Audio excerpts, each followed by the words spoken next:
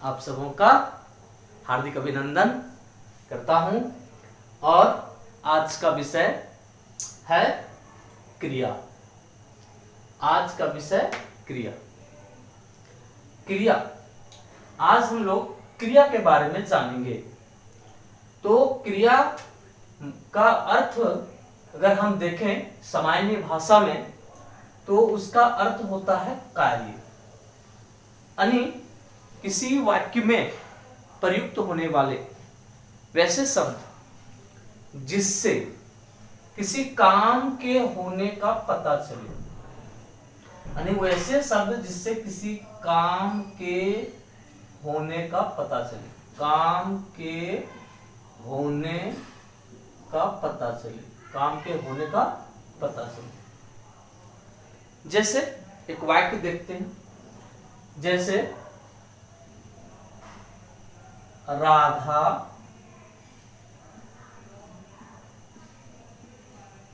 सुंदर है, एक वाक्य है। दूसरा वाक्य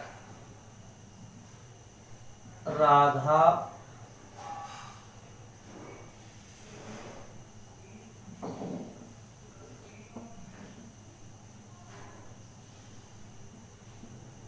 लिखती है। इन दोनों वाक्यों में अगर देखा जाए, राधा सुंदर है, राधा लिखती है, इसमें से अगर देखा जाए तो दोनों में राधा शब्द है। इसमें राधा के विषय में बताया जा रहा है कि वो सुंदर है। क्या है? सुंदर है। अगर इस वाक्य में प्रश्न करें कि राधा क्या करती है, राधा क्या करती है, अगर इसके साथ प्रश्न किया जाए कि क्या करती है,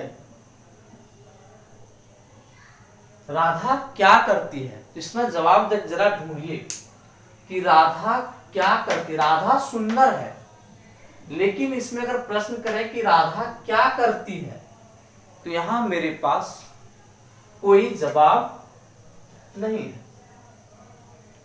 लेकिन दूसरे वाक्य में अगर देखें, राधा लिखती है, फिर से वही प्रश्न, राधा क्या करती है, राधा क्या करती है, तो इसका जवाब मिलता है कि लिखती है, लिखती है। इसका मतलब हुआ कि इस वाक्य में ये सुंदर है और इस वाक्य में लिखती है, तो क्या का जवाब राधा क्या करती है, तो क्या का जवाब इसमें हमको मिल रहा है, इसमें हमको नहीं मिल रहा है। इस प्रकार से हम कह सकते हैं कि इसमें लिखती है जो शब्द है वह क्रिया है। यह जो पद है लिखती है, यह पद इस वाक्य का क्या है? क्रिया है। इस वाक्य का क्रिया है। तो क्रिया का मतलब ही होता है कि जिसमें कार्य का पता चले, यानी काम होने का बोध हो। जैसे लिखती है, तो यहां पर सुंदर होना किसी काम के बारे में नहीं बताता है। सुंदर होना किसी काम के बारे में नहीं बताता है, लेकिन लिखती है एक काम के बारे में बताता है। तो इस प्रकार से बहुत सारे ऐसे शब्द हैं जो हमें काम के होने का बोध कराते हैं, और जो शब्द काम के होने का बोध कराते हैं वैसे शब्द को हम लोग क्रिया कहते हैं। जैसे और भी शब्द हैं, जैसे मोहन, मोहन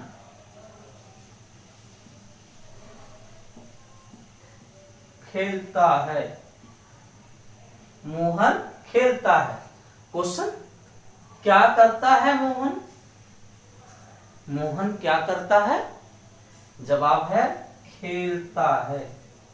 जवाब क्या होगा इसका? खेलता है। यानी मोहन एक काम कर रहा है। कौन सा काम कर रहा है?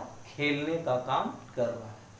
तो लिखती है, खेलता है, इसको हम लोग क्रियापद या क्रिया कह सकते हैं, या क्रियापद या क्रिया कह सकते हैं इसको।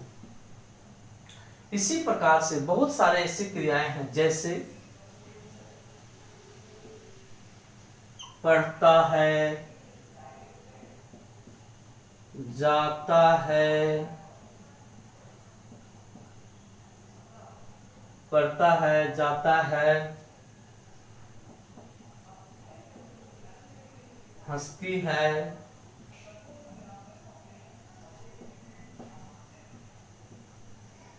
बोलती है।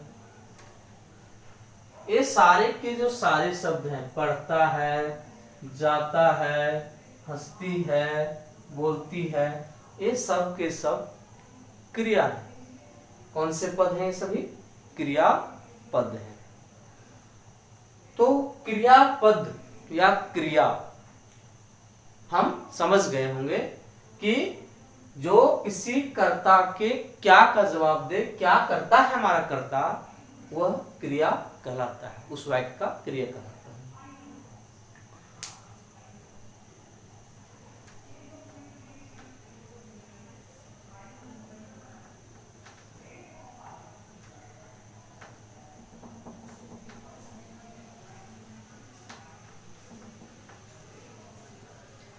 अब बात है कि हम लोग क्रिया में देखते हैं कि कभी कभी जैसे पढ़ता,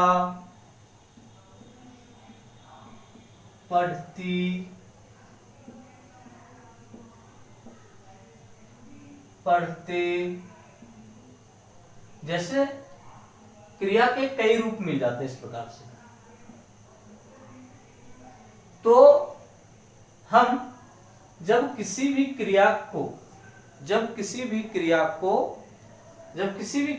हम जब वाक्य में प्रयोग करते हैं तो उसके रूप में परिवर्तन हो सकते हैं, लेकिन इसका मूल रूप अगर देखा जाए तो ये पढ़ना है, यानी पढ़ना का ही रूप परिवर्तन ये हुआ है। यानी पढ़ना शब्द जब वाक्य में प्रयोग होने लगे तो वह पढ़ता, पढ़ती, पढ़ते, पढ़ेगा, पढ़ेगी, पढ़ा, ऐसे कई रूपों में बदलता है। तो ये क्रिया का रूप है, क्रिया का ये सभी रूप है। अब क्रिया जो है वो मुख्य रूप से, अगर क्रिया की बात करें तो उसमें एक होता है धातु प्लस प्रत्यय, यानी किसी मूल शब्द के साथ जब हम प्रत्यय जोड़ते हैं, यानी क्रिया जिस मूल शब्द से बनती है उसे हम लोग धातु कहते हैं। जैसे पढ़ना ये है पढ़, और इसमें ना बन गया पढ़ना। तो पढ़ मूल शब्द है और ना प्रत्यय लगाने से क्रिया बनी पढ़ना। तो क्रिया के मूल शब्द पढ़ना क्रिया के मूल शब्द क्या है? पढ़, जिसे हम धातु कहते हैं, यानी क्रिया के मूल शब्द को धातु कहते हैं। आज हम लोग क्रिया के बारे में पढ़ेंगे। तो सबसे पहले हम एक बात जान लें कि अगर वाक्य की बात करें तो हिंदी में वाक्य कर्ता, कर्म एवं क्रिया, ये तीनों के रूप में मिलती है। यानी पहले कर्ता होती है, उसके बाद कर्म, उसके बाद क्रिया। थोड़ा सा हम जानेंगे कि किसी वाक्य के कर्ता को कैसे पहचानेंगे, कर्म को कैसे पहचानेंगे और क्रिया को कैसे पहचानेंगे। तो अभी हम जान चुके हैं कि क्रिया का मतलब जहां काम का पता चले, क्रिया का मतलब जहां काम पता चले। तो सबसे पहले अगर हम काम को पहचान लें तो वाक्य का क्रिया हमें पता चल जाएगा। तो सबसे पहले हम यदि काम को पहचान लें तो हमें वाक्य का क्रिया पता चल जाएगा। उसके बाद कर्म को कैसे जानेंगे और कर्ता को कैसे जानेंगे। जैसे मैं एक वाक्य लिखता हूं कि राधा आम खाती है। राधा आम खाती है। अब इसमें क्रियापद कौन है? तो खाती है, काम का पता यहां चल रहा है, खाती है। ये हो गया आपका क्रियापद। तो क्रियापद है यहां खाती है, यानी काम का बोध हो रहा है, खाती है, यानी ये क्रियापद है। अगर हम क्रियापद के साथ एक प्रश्न करें कौन लगाकर, अगर हम प्रश्न करें कौन लगाकर,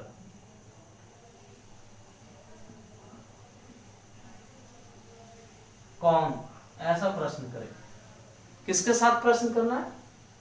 क्रियापद के साथ। तो इस वाक्य का कर्ता जानना है मुझे, तो क्रिया के साथ, क्रियापद के साथ कौन लगाएंगे। यहां क्रियापद कौन है? खाती है। तो इसमें लगाओ कौन खाती है, कौन खाती है। जवाब क्या आएगा? कौन खाती है। जवाब क्या आएगा इसका? राधा। जवाब राधा। यानी क्रियापद के साथ कौन का प्रश्न करने के बाद उसका जो भी उत्तर मिले वह कर्ता होगा। तो यहां पर राधा कर्ता है, राधा यहां पर कर्ता है, कर्ता। अब क्रियापद के साथ अगर हम प्रश्न करें क्या, क्या का प्रश्न करें, तो जो उत्तर होगा वह कर्म कहलाएगा। जैसे क्या खाती है, क्या खाती है, प्रश्न करना है क्या खाती है। तो आंसर क्या मिलेगा? आम। जवाब इसका आएगा आम। और जो क्या का उत्तर दे उसको हम लोग कर्म में रखेंगे। किसमें रखेंगे? कर्म में। तो सबसे पहले किसी भी वाक्य में अगर हमें कर्ता, कर्म, क्रिया ये जानना है, पहचानना है, तो हम सबसे पहले उस वाक्य के सर्वप्रथम उस वाक्य के क्रियापद को पहचानेंगे, उस वाक्य के क्रियापद को पहचानेंगे। जैसे राधा आम खाती है, तो इसमें से क्रियापद, क्रियापद का मतलब काम वाले पद जिसमें कार्य का बोध हो रहा हो, काम के होने का बोध हो रहा हो। तो खाती है इस वाक्य में काम का बोध करा रहा है। इसका मतलब है खाती है एक क्रियापद है। अब हमें कर्ता जानना है और कर्म जानना है। तो अगर क्रियापद यानी खाती है के साथ कौन लगाकर प्रश्न करें, कौन खाती है, तो इसका जो जवाब आएगा वो आएगा जैसे राधा। तो यहाँ ये राधा इस वाक्य की कर्ता है, इस वाक्य की कर्ता राधा है। अगर क्रियापद में क्या लगा करके प्रश्न करें, क्या खाती है, इसका जवाब आ रहा है आम, तो इस वाक्य का कर्म आम होगा। दूसरा वाक्य देखते हैं, जैसे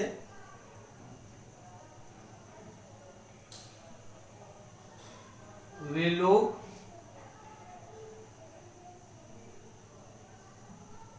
क्रिकेट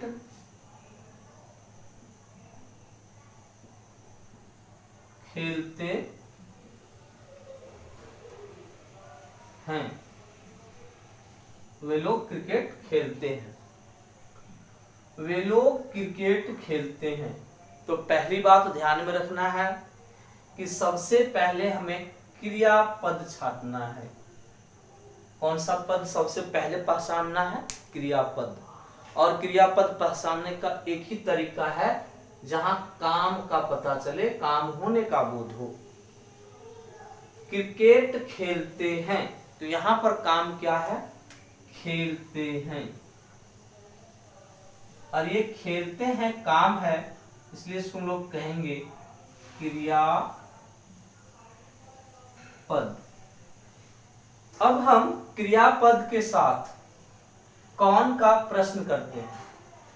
कौन खेलते हैं, ये कौन यहां लगा देना है इसके पहले यहां पर, और जवाब प्रश्न करना है।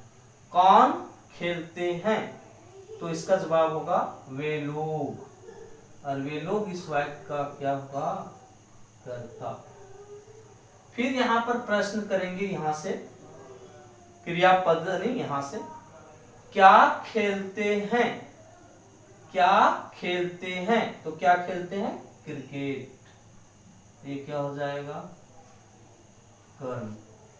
यानी कर्ता, कर्म और क्रिया, ये तीन यदि हम किसी वाक्य में पहचान लेते हैं, यदि हम किसी वाक्य में पहचान लेते हैं, तो निश्चित तौर पर हम जो क्रिया के संबंध में पढ़ने वाले हैं वो पूरी के पूरी बात समझ में आ जाएगी।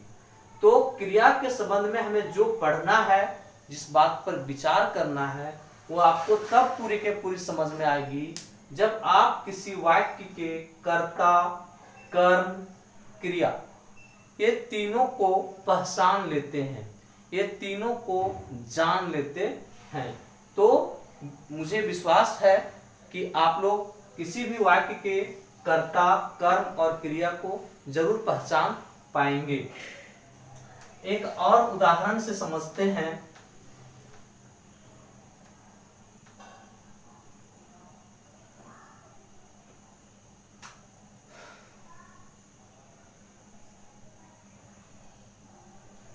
राम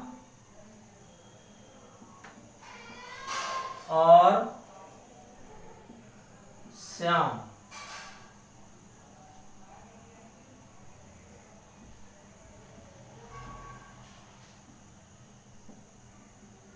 पढ़ते हैं। राम और श्याम पढ़ते हैं, तो सबसे पहले हमें क्रियापद देखना है। इस वाक्य में क्रियापद कौन होगा? पढ़ते हैं। ये क्या हो जाएगा? क्रियापद। अब प्रश्न करो, कौन पढ़ते हैं? यहां कौन लगा दो। कौन पढ़ते हैं, तो कौन पढ़ते हैं? राम और श्याम। राम और श्याम दोनों पढ़ते हैं। इसका मतलब ये दोनों के दोनों क्या हो गए? कर्ता हो गए। दोनों के दोनों कर्ता हो गए। अब यहां इसी में एक और प्रश्न डाल दो,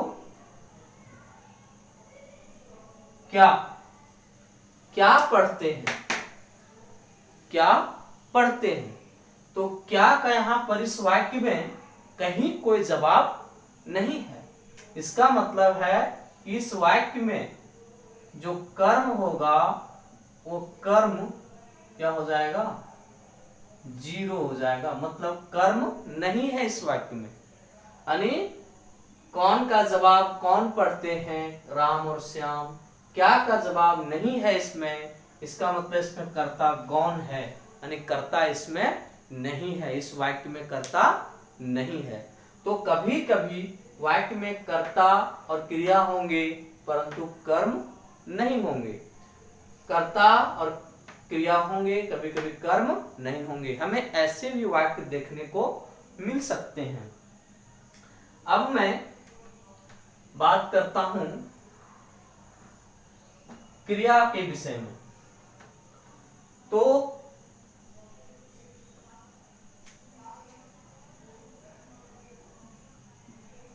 कर्म के आधार पर, कर्म के आधार पर, कर्म के आधार पर क्रिया,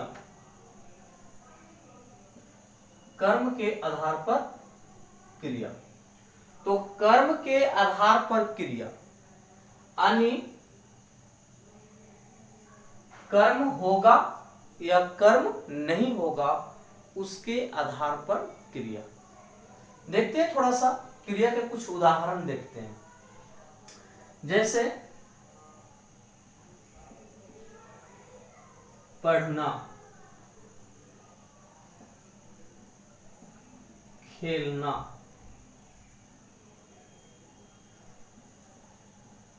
रोना, जाना, खाना,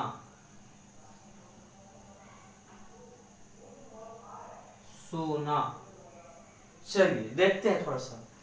पढ़ना, खेलना, रोना, जाना, खाना, सोना, हमारे पास कुछ क्रिया के उदाहरण हैं, कुछ क्रिया के उदाहरण हैं। हम इसके साथ कुछ प्रश्न करते हैं। हमें जानना है कर्म। क्या जानना है, कर्म जानना है। ये किसी वाक्य में तो नहीं है लेकिन ये स्वतंत्र रूप से लिखे हुए हैं। पढ़ना, खेलना, रोना, जाना, खाना, सोना ये क्रिया हैं, भले ही किसी वाक्य में उपयोग नहीं किए गए, किसी वाक्य में प्रयोग नहीं किए गए, लेकिन ये क्रिया हैं। अब हमें जानना है कर्म। तो हम सीधे से जानते हैं कि अगर क्रिया में लगा दें क्या,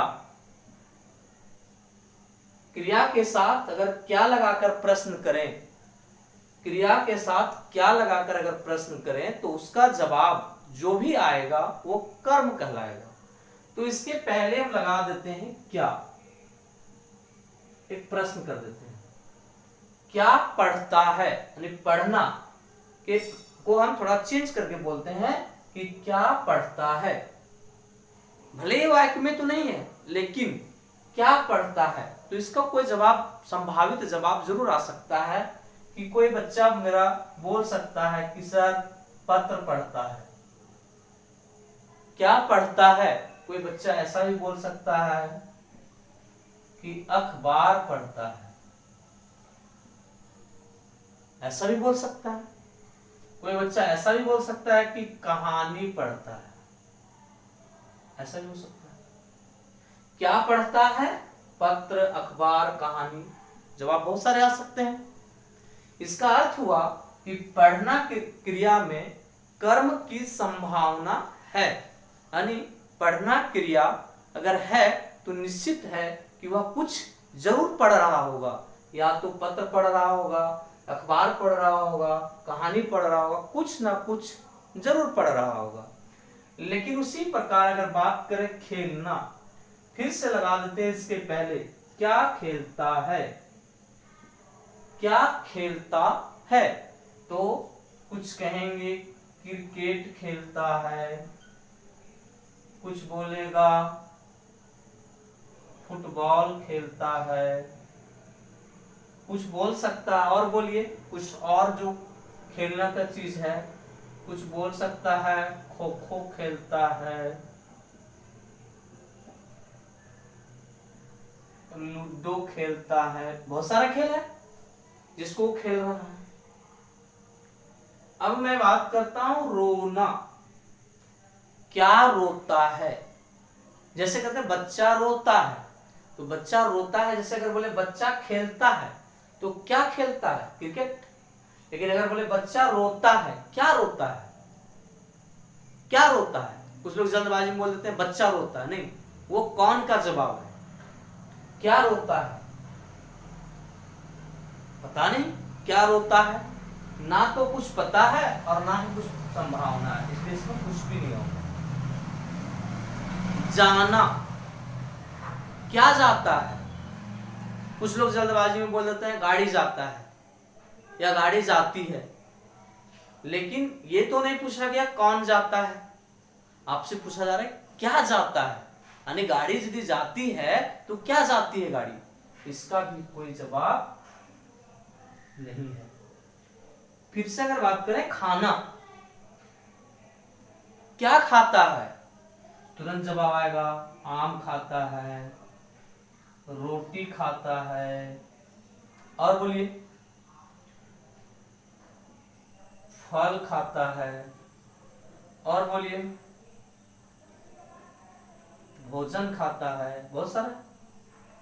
फिर उसी तरह बात करें कि सोना यानी सोता है। क्या सोता है? क्या सोता है? बोलिए कुछ भी नहीं। जैसे नाचना, नाचना, क्या नाचता है? क्या नाचता है? कोई जवाब नहीं है।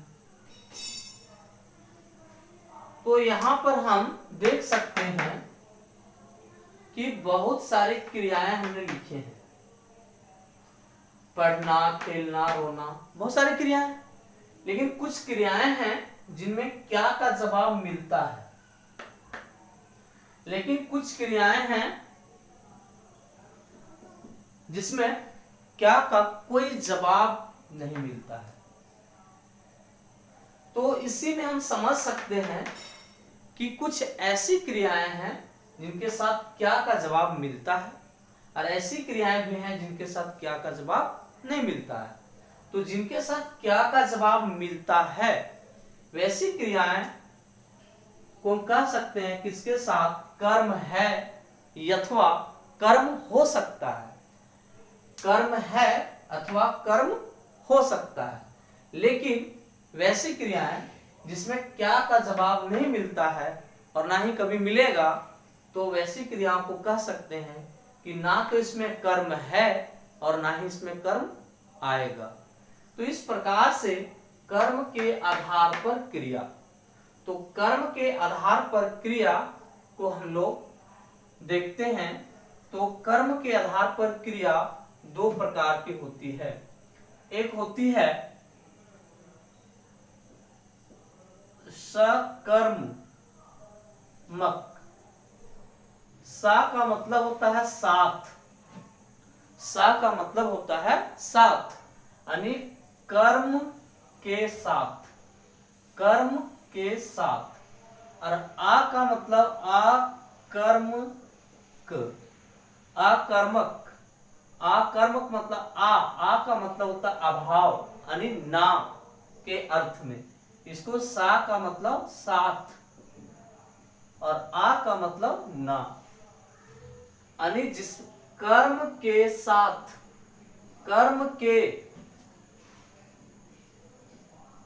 बिना, आ का मतलब के बिना, सा का मतलब के साथ, यानी सकर्मक कर्म के साथ, अकर्मक कर्म के